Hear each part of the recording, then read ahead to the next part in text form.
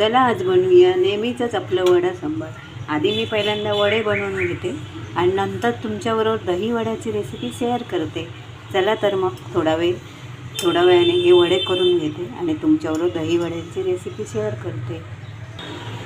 इथं मी घेतले डाऊलला लावलं पाणी आणि याच्यावर थापते। आता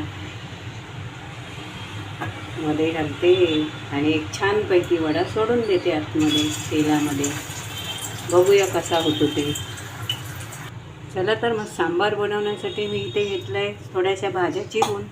इथे घालते लाल तिखट, हळद, धनेपूड, थोडासा गरम मसाला आणि मेन इन्ग्रेडियंट्स म्हणजेच आपला सांबार मसाला। हे सगळं घालून उकळून ठेवून घेते।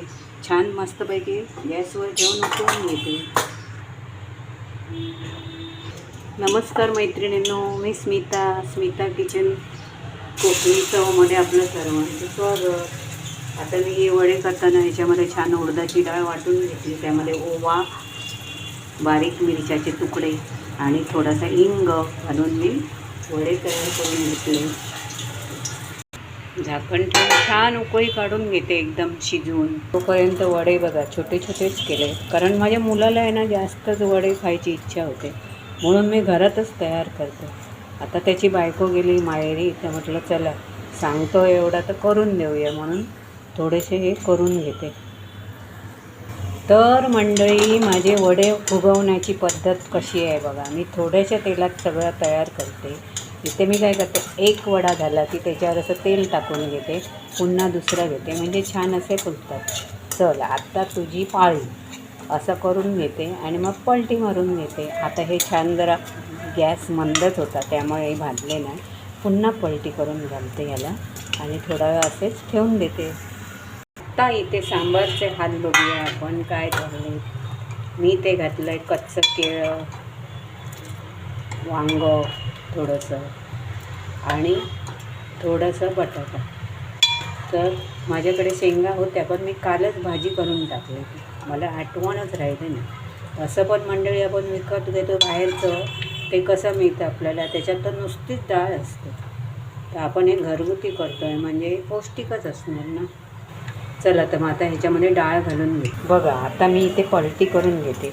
आता मी घालणारच आहे तसं थोडंसं तेल ह्याच्यामध्ये पुढच्या खेपेला, कारण अजून थोडेसेच बनवायचे आहेत आणि परत आपलं दही वडा पण मला बनवायचं आहे ना, म्हणून। शिजवलेली डाळ 2-3 चमचे ॲड करते।